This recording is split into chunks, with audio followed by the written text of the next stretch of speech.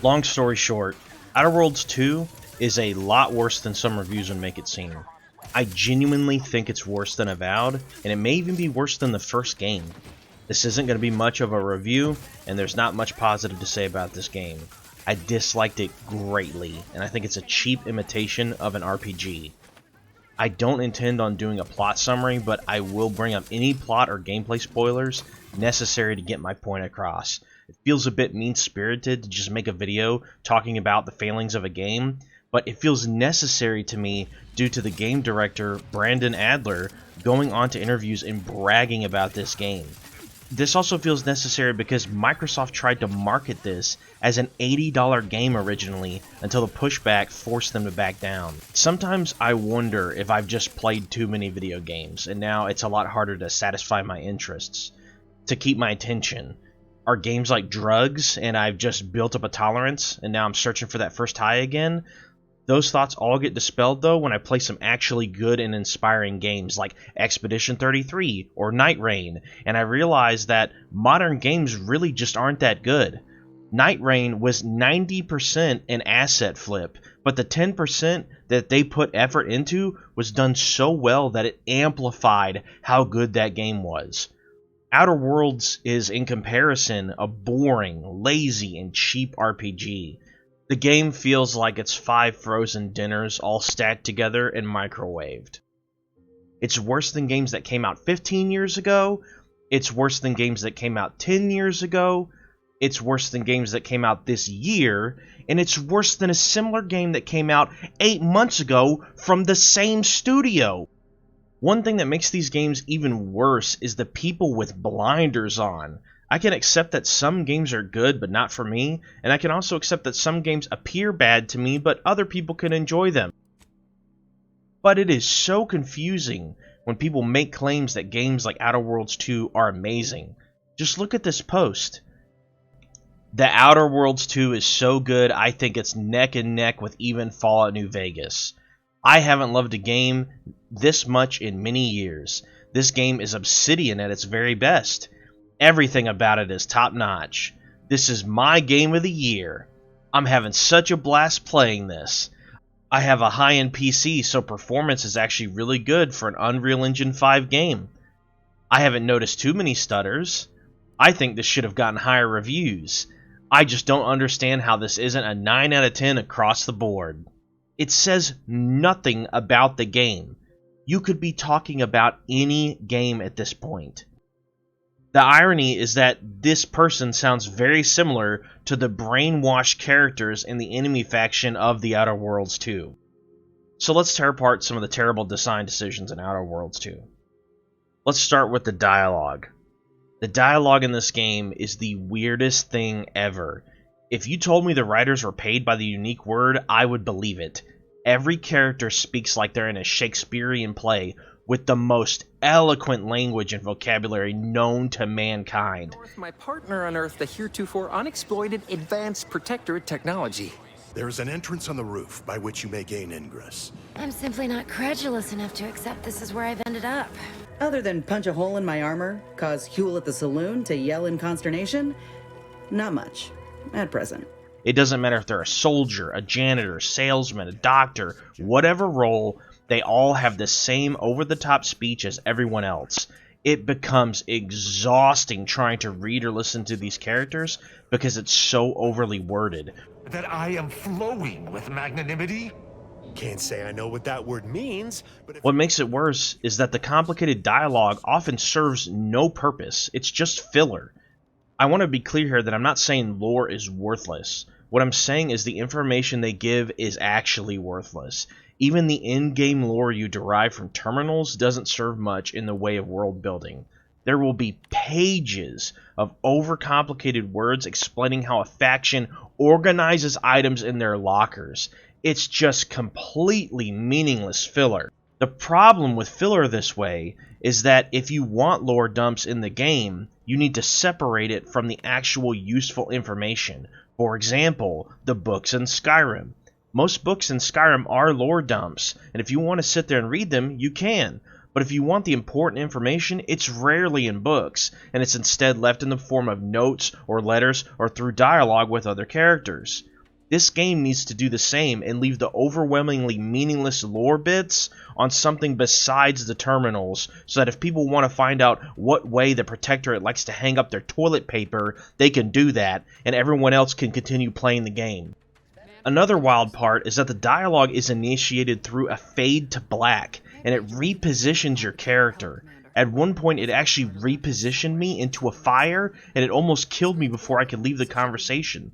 The reason it seems to do this is because many NPCs don't move at all. They're completely fixed in positions. Additionally, almost every NPC has a specific dialogue tree, and once that's completed, they will never reopen dialogue again. This creates a problem with questing because if you talked to an NPC and then later get a quest that's related to that NPC, you won't be able to talk to them again to complete the quest. It's absolutely ridiculous. When it comes to your character's dialogue, I'm going to argue that a majority of the conversations will have no nice options. Every dialogue choice will be snarky, rude, insulting, and there will be no room for agreement with what's being talked about. You can tell the developers had an idea for your character and they really wanted it to fit that persona. I picked Brilliant and Professor as my starting personality, and often the Professor dialogues were insulting the intelligence of the person I was talking to. I hated them, and I rarely picked them. I didn't get many options to portray the kind of character I wanted to play, which really ruined my immersion. Unfortunately, speech checks weren't much better, because they usually ended up being extortion, intimidation, or lying instead of more of a persuasion. Let's talk about the companions. There's at least one companion from every major faction in the game. They all have the same exact storyline, which is deconstructing their views on their faction and proving that they're wrong for aligning with that faction. No matter what, you end the quest either encouraging them to leave the faction or telling them to reform the faction. There's obviously a third option of not engaging at all, which likely leads to them not becoming disillusioned, but we're not really going to count that. Even though there is some choice in how you want them to favor their chosen faction, it's ridiculous that all of them have the exact same type of quest. One particular companion seems to have underlying doubts about their faction, and it makes a little bit more sense in their companion storyline. I would argue he's probably the most well-written character. This is going to be Tristan. But the other characters, they don't seem to show many doubts about their faction, which makes it seem even more ridiculous when you confront them on it. I prefer to travel with one companion named Marisol because she seemed like the type of character I would enjoy, and she's an elderly character with a career-long lifestyle of being an assassin. She's able to be convinced to not kill through a single dialogue choice. It literally went like this. My character said, "Killing is bad," and she responded, never thought of it this way. Up to this point, she showed no doubts at all, but she immediately flipped on that one single line of dialogue. This is so lazy and boring, it feels like it's added just to meet some sort of metric. Companions have little to no banter at all.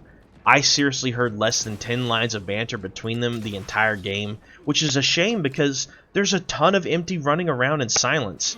This is the perfect banter game and there is no banter. All companion stories will obey Occam's razor so hard. Their dialogue is so basic that there's nothing else it could be. If they mention a character in their storytelling, you will encounter that character. That's it. The companions do give unique bonuses for being on your team, but I've only noticed one or two checks that involve them. They didn't influence my skills in any way. This makes it to where they're mostly taken for their combat abilities over anything. Their combat skills only recharge while you're in combat.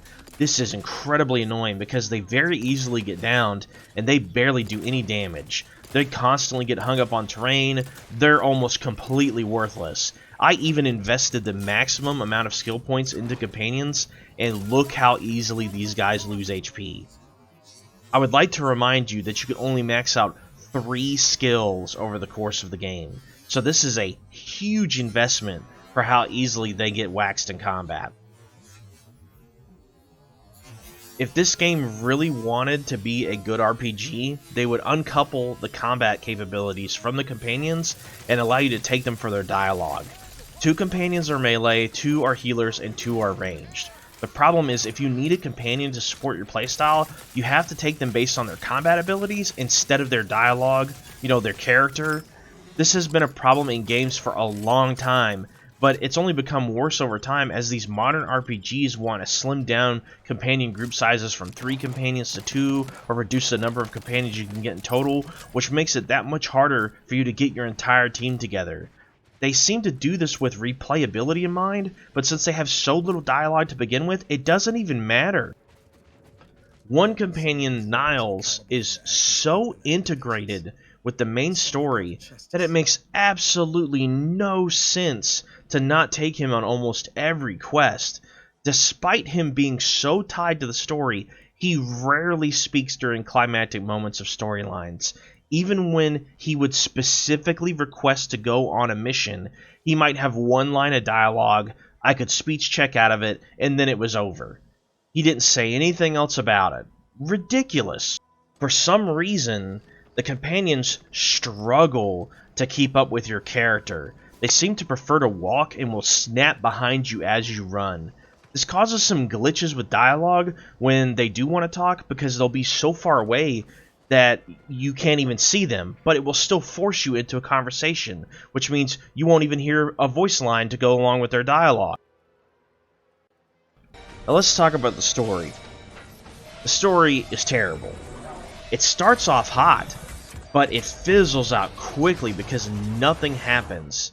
Check out this cutscene.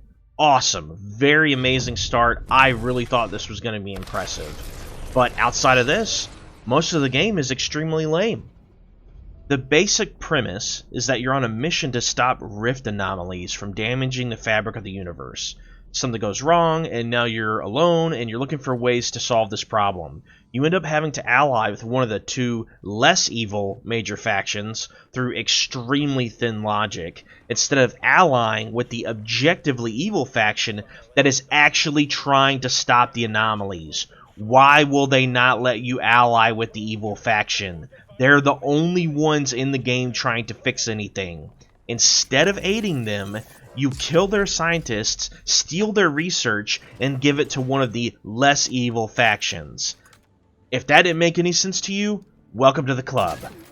After this early game cutscene, I really thought this game was going to be a fun one, but they dropped the ball. The entire game is basically you playing errand boy for one of the other factions, and the anomalies get fixed in the last 30 seconds of the game, and it almost gives the impression that they could have been fixed without your influence. But of course, the evil faction had to go stupid evil at the end instead of logical evil, and their master plan is revealed to be destroy the entire universe. The first major quest choice comes way too early in the Outer Worlds 2. The problem is you meet an NPC and you're basically immediately forced to decide who you're going to ally with. Should note, the ministers like to take our working together as a personal affront. Aid me, and I suspect he'll rescind any offer he may have made to you.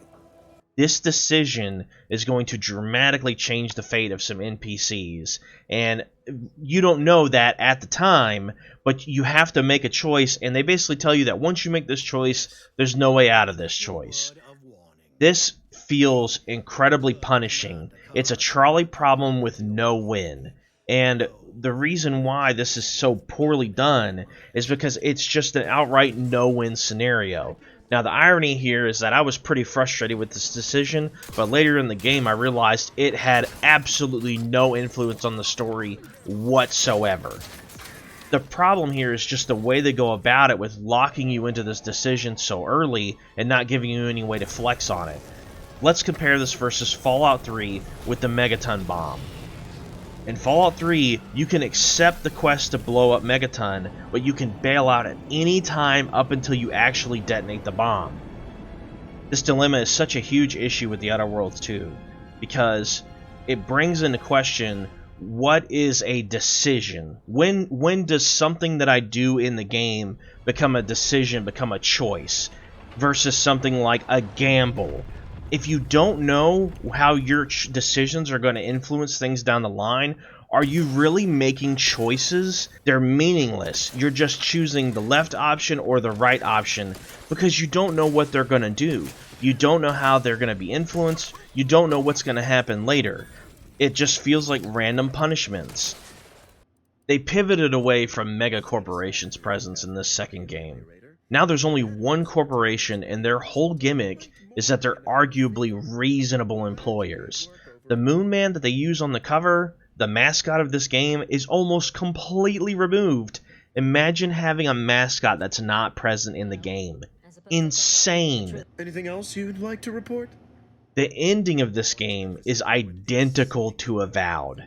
It has your allies show up for a big battle against an enemy faction, a fantastical new enemy type is introduced at the last second, you can persuade the big bad to step down by undermining his faith, and the game instantly ends following their defeat, despite the fact that that isn't really the main problem, which immediately gets tied up in the following cutscene.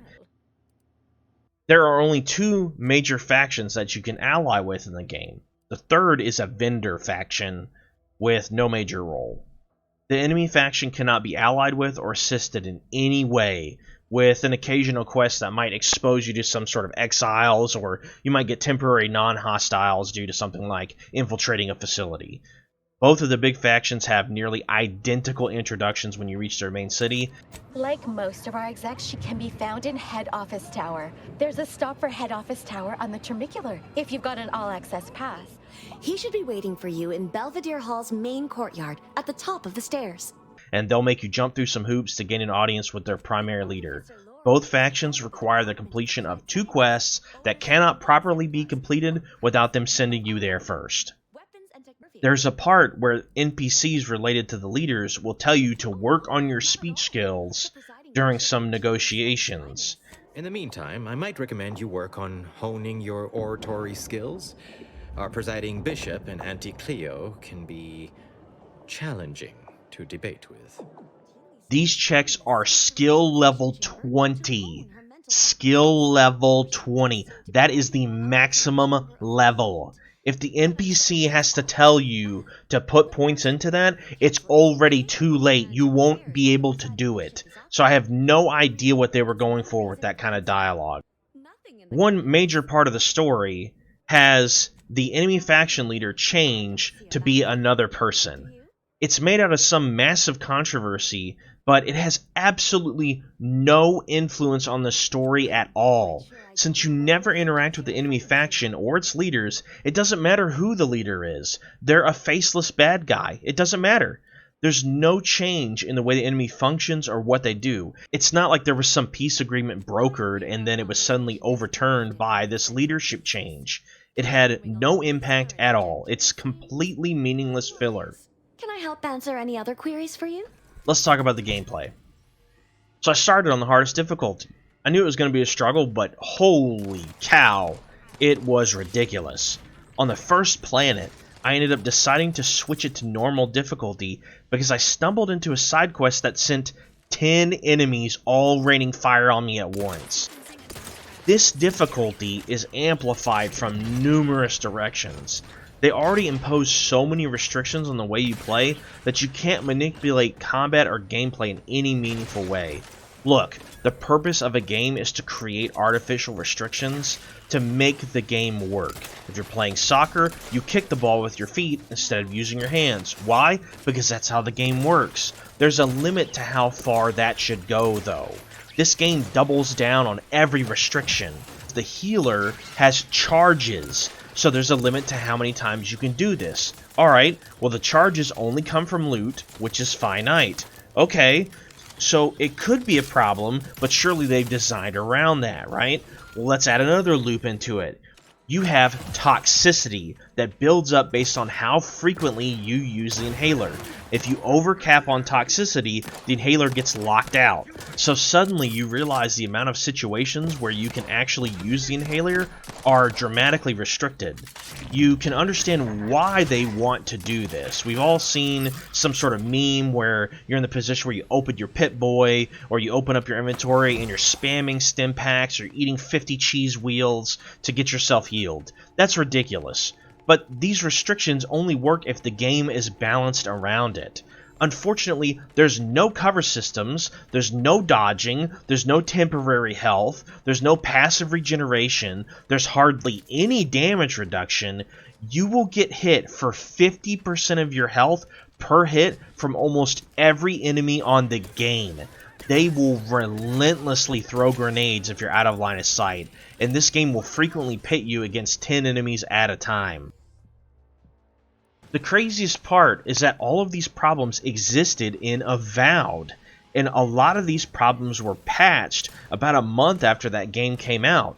They had your character taking so much damage from enemies that you're just spamming potions in Avowed to try to stay alive.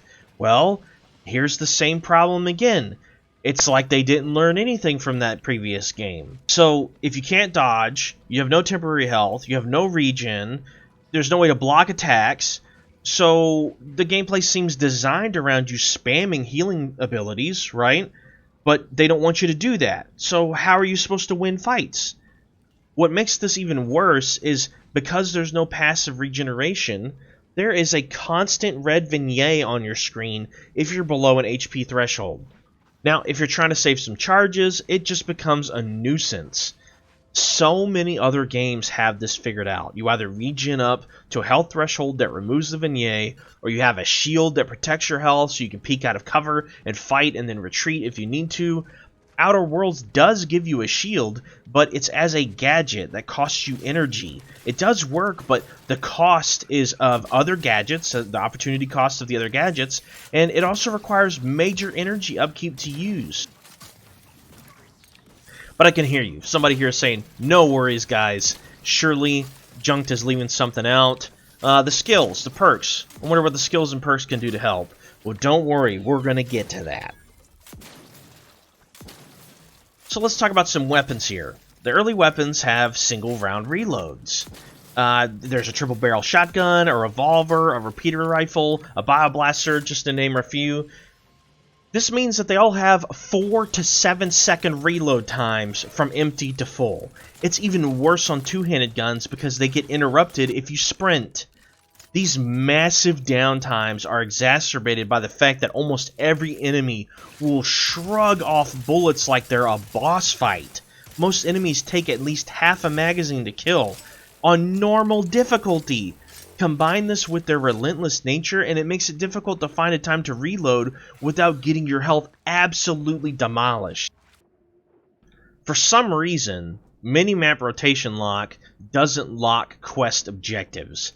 They still rotate around, so you need your arrow facing the direction, but the quest facing north.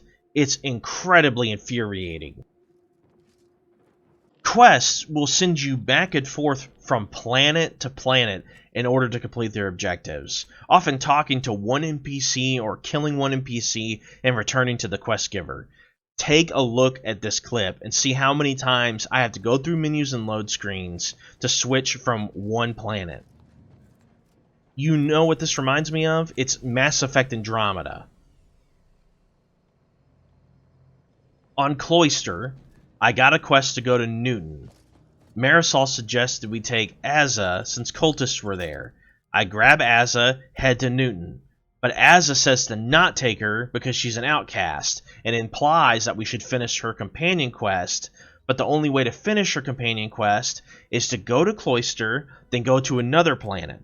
So I'm put in a situation where I have to leave unless I want to skip this part, which is unbearable. So I had to go to Praetor, go to Cloister, go back to Praetor, and then go back to Cloister. What in the heck is going on? What is the point in making all these different planets if I'm just going to be fast traveling back and forth to my ship? Have these guys played The Witcher 3? You can instantly travel to other landmasses with the same fast travel menu. Why can't Outer Worlds do the same? What's the point in making me go back to my ship other than to waste my time? This is the perfect example of the problem with this game. There's just arbitrary junk stacked up at every turn. To name a few. There's original radio songs. You can double jump. Awesome! And it gets even awesomer. There's a flashlight. You can play as a dumb character. There are Fallout references. It has kill cams. The buildings are anatomically correct. They have bathrooms. There's a day and night cycle. The problem is, all these things don't make a good game. It's a mess of features that can amplify an already good game, but they don't make a good game themselves. I guarantee you, they couldn't answer why they put this fast travel system in the game the way that they did. Someone told them to do it, and that's why they did it. They don't care, and it's obvious. A person that's passionate about their craft would not do this. Imagine if you were making a meal and you put a bay leaf in it, and someone asks you, why would you put the bay leaf in? You're going to say, because it makes the meal taste better, right? What do you think they would say if you asked them, why did you put fast travel in where I have to go back to the ship every time? Do you think they're going to say, because it makes the game more fun? You think they could say that? Absolutely not.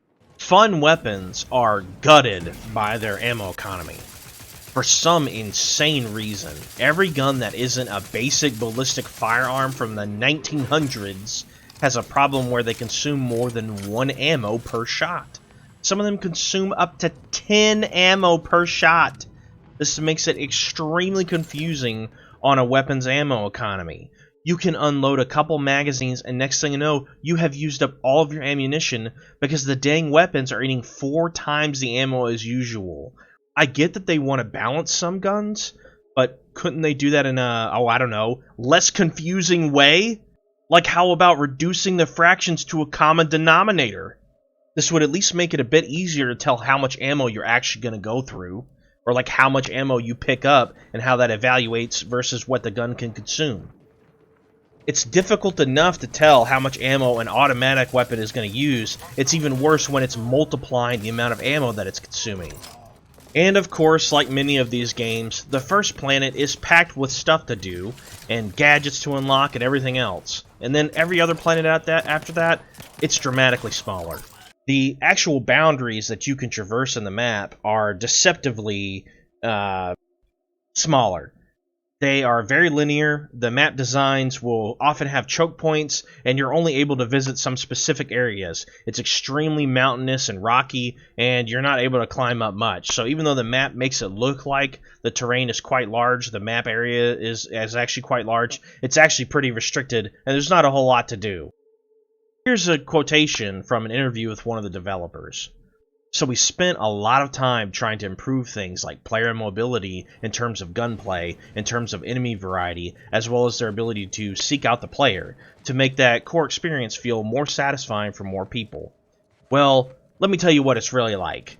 There are only 3 types of enemies in the game. Automechanicals, humans, and creatures. There's about 3 different automechanicals, melee and ranged humans, and 3 or so different creatures, each having a small, medium, and large variant. Probably about 15 total unique enemies in the game.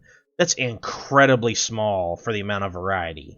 None of them have any unique tactics or skills that make them different from another. They all have ranged units, and they have melee units, and all it does is force you to non-stop move or die. That's it. There's nothing else to it.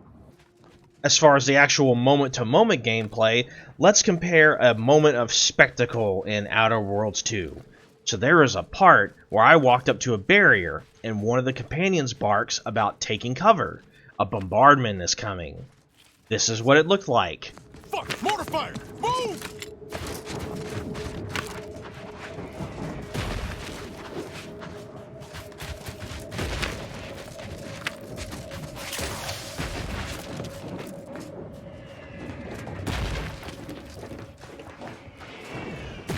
Does that remind you of anything?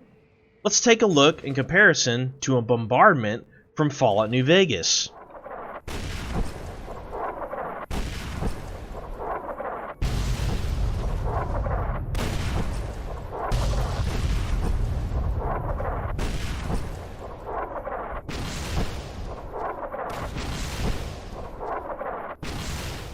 The difference in atmosphere and quality of this event is staggering, and it's only worse when you realize how big of a gap there has been between these two games.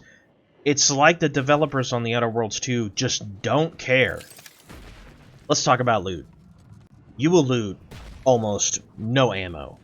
It has to be crafted or purchased, period. Even on normal, I struggled to maintain ammo in the early game, but it did become better as I got deeper into the game and I had more money to spend. It also helped when I realized that certain ammo types were radically inefficient, so I just outright avoided them. Most enemies will drop junk and some equipment, but nothing special. Most special weapons, they only drop from special containers or quests. This means almost all loot is meaningless. It's just filler to sell or scrap. What makes this worse, though, is there's no loot all enemies in an area button, so you'll often have to loot 10 bodies at a time just to get all the drops. It feels like it's just a time waster to make you pick up all this stuff you're just going to scrap or sell. Many pieces of the helmet equipment are direct upgrades to their previous pieces. So for example, one will do plus 40% energy regeneration, and then the next one will be plus 80% energy regeneration. This just means that every other piece of equipment you get is objectively junk. If it's a downgrade from what you already have, it should automatically be scrapped. Why do I even need to pick this up? The armor, on the other hand, has unique modifiers, but you need to swap them out because they have different armor values. So you have the worst of both worlds here, where all the helmets are always lame because they're just such a static, linear progression, and armor needs to be taken for its armor value instead of the unique qualities that it has. And since you can't take the unique quality and upgrade it, now what happens is you have a lower level piece of armor that doesn't have the armor values you need, but has a cool ability on it that you don't want to wear because you're getting one shot in combat because you need to wear the more advanced armor. The only thing that they've done to try to mitigate the damage you take on armor is there is some damage reduction, but it's very mild. We're talking 10%. But they've added a % chance to not take damage from ranged attacks. I think the best I saw in this gear was around 30% chance, which is just not reasonable at all in a firefight. You're still gonna get rocked, especially when you can just be 2-shot on normal difficulty. There are mods that you can slot into the weapons and gear, and the armor ones are straight buffs that add some sort of combat-based elements such as damage reduction or energy regeneration. Almost every weapon mod seems to nerf your gun in some way but boost it in another. For example, a silencer will reduce the base damage, but it'll increase the stealth multiplier. The problem is it reduces the base damage by a lot, and you rarely have the ability to one-shot with most weapons. This makes most of the mods feel meaningless because they're so overtuned in the negative direction that it's difficult to tell what you're even getting out of the exchange. Let's talk about the skills. The skill system is abysmal because it gives you too few skill points to do anything. You will run into way more that you cannot do than what you can. It feels like some side quests can't even be resolved without specific perks at a high level. You only get 2 skill points per level. You aren't able to split the points up in any reasonable way, and checks are immediately so high that if you aren't dumping 90% of every possible point into the primary skills you've selected, you will not be able to pass the checks. Skills do have some passive bonuses they provide. For example, speech increases damage to humanoids, but speech perks cause enemies to run in fear and not fight back. This is great for survival, but ultimately lame in the context of playing the game. I don't want to play the game less because my skill caused enemies to not fight back. There's nothing fun about this.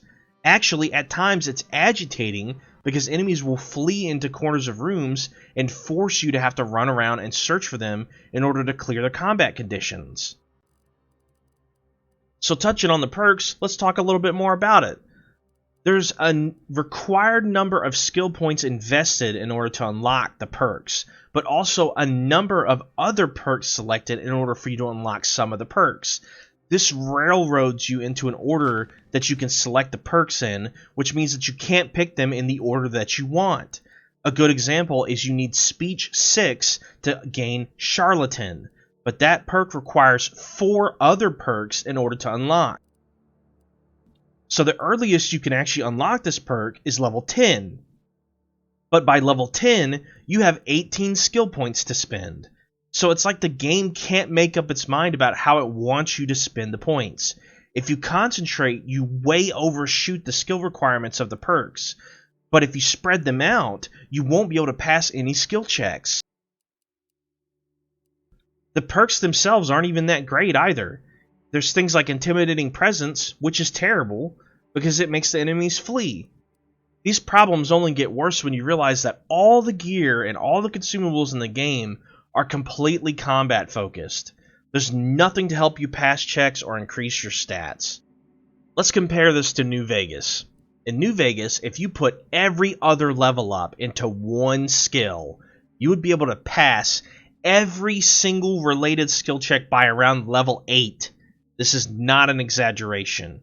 You start with around 20 skill points, you can add another 60, you can use a magazine or a bobblehead or wear a stat boosting piece of gear, and boom, you're done. Maxed out skill. It only takes a few levels. Meanwhile, you could put every other skill point into a skill in Outer Worlds 2, and you're barely able to pass checks, if even. It is way too expensive and way too oppressive. For example, you need such a high skill to open up locked doors. It begs the question, what's the point of lockpicks? They're in the game, but why? It's like they're in there just because that's what other RPGs do. But that's the entire problem with this game. The developers don't know what they're doing. They're just copying some other games, and this game ends up being some sort of Weekend at Bernie's representation of an RPG. You only get 1/4 of the total number of skill points you would need to max out all the skills. That might sound reasonable, but let me give you the comparison against New Vegas. Imagine if New Vegas only let you pick 3 skills to put points into, and you couldn't do anything else. So if you pick speech, barter, and small guns, that's it. You can't lockpick, you can't hack, you can't craft, you can't repair, nothing. Would you say that feels like a complete game? Well, that's what Outer Worlds 2 does. You cannot hack any terminals, you cannot picklock any doors, you can't hack machines, you can't get extra gun damage. You're missing all of those things because the skills are so restricted. The crazy part here is, Avowed had this same problem. They were so stingy with the skill points in Avowed that they actually patched it about a month after the game came out and gave the players more points. For some reason, they didn't apply that lesson to this game, though. A really agitating moment for me was realizing that they will trick you with the skill checks. There are multiple times where a skill check is checked twice, and the second check will have a higher value than the first one. So if you look at some skill check and it says skill required 4, so you think, okay, I'm going to go level up, come back and do this. Well, when you come back, you'll click it on the skill check 4, and then another skill check will pop up that requires 5. So now you've just wasted these points, and you can't actually complete the check. This makes it intentionally deceitful, because if you could see you could do a check with just a couple more points of investment, you go level up, come back and do it, you still end up short. But outside of dialogue, most skill checks seem to do nothing. They just give you some additional resources like grenades, credits, or components. But arguably, in dialogue, they don't seem to do much either. I talked down every possible fight in the main story. I did not fight a single boss. Not one of them actually showed back up in any meaningful capacity. They all get 1 or 2 extra lines of dialogue, and that is it. One of my perks gave me max reputation with all the factions, which is basically the 2 major factions and the vendor. That's it. I don't know if it even did anything. The only thing I noticed was that it gave me discounts at vendors, but that was it. It had no influence on dialogue that was noticeable. I would even go up to NPCs and they would say things like, "Oh, have you heard of our faction?" You have only existed as numerical values on a chart. After all that I've said here, you want to know the best part? There's no respec in the game. Not at cost, not for free, nothing. And why? Because the game director, Brandon Adler, said they don't want it. In the end, this game does nothing better than some other game has done it. It barely does as good as many other games, and it does so many things worse than other games. There's just nothing redeeming or interesting about The Outer Worlds 2. I normally don't like complaining without solutions, but there really isn't much to be said for making improvements to this game. It would require a complete rebuild from the ground up, and at that point, where do you even start?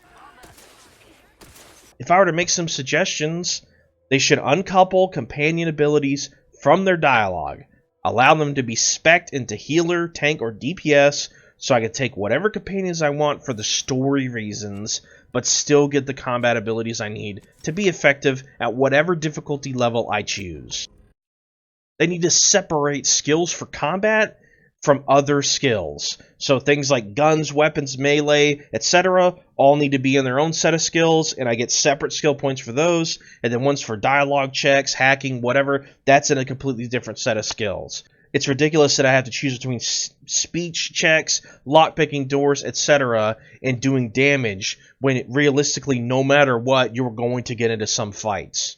They need to reduce how restricted they are with the idea of multiple playthroughs to see everything. A good game would make it to where you could do a majority of things on your first run, but then you would play it again, and you could try to get a nearly perfect run with maybe not every little thing being possible. This game kneecaps your character to make it seem like you'll get extra mileage out of additional playthroughs, but it's so restrictive that you'll still have unsatisfying runs no matter which way you play. You can't have a satisfying experience because so much stuff is cut off by skills. They need to do some tweaking to the story. This plot never develops into anything more extreme. From the beginning, you know what the problem is, and then you solve it. Everything that happens in between is meaningless. Almost all good RPGs have a plot that develops as you play. There's a hidden element that reveals itself later that ties into the main plot so perfectly that now you can't see it going any other way. Think about the other games we've mentioned. Think about things like Final Fantasy VII. You start off fighting Shinra, and the plot changes gears to now fight Sephiroth. In New Vegas, it's a revenge plot that turns into dealing with the leadership of the Mojave. In The Witcher 3, it goes from searching for Ciri to battling the Wild Hunt. Now, I won't spoil Expedition 33, but it has some similar plot changes throughout the game. Obviously, this still has to be done with some level of intelligence and passion, because Starfield has a similar plot change, but it's still worse than Outer Worlds 2.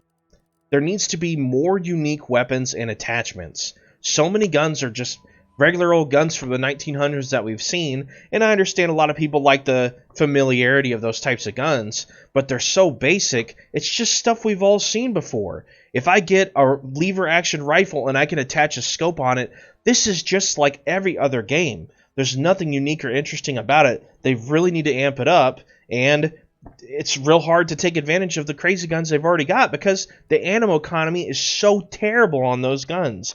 I want to use the crazy guns, clean up the ammo economy so I can use them. Obsidian needs to go back to the table and realize at what point is a decision actually a decision. If they say, blow these people up or blow those people up, it doesn't feel like a choice. It feels like a trap. They need to understand that decisions are significantly more dynamic and nuanced than picking two things blindly and just hoping that one of them is going to work out. The inhaler has some potential, but they never utilize it in this game. They give you primers that you can slot into the inhaler that allow you to change what the mixture is that you're inhaling. Unfortunately, the primers all heal. I don't think I saw a single one that did anything besides heal. None of them like increase my damage resistance. None of them make me go into berserker with melee damage. None of them do anything else. They just heal. They need to make it to where there are alternative versions of the inhalers so that if you don't need healing, you can use them for something else, or they need to come up with different ways to make the inhaler more interesting besides just giving you a list of primers that are just different variants of how it's going to heal you. All in all, it's a bit of a shame because I didn't like Avowed, but I still think it's a better game than The Outer Worlds 2. It's crazy to me that Obsidian also makes Grounded, because I think Grounded is a phenomenal game, but for some reason there is a disconnect between the understanding of how to make a good game between Grounded and this. I'll stick to Grounded, I'll play Grounded 2, but I think I'm done with Obsidian.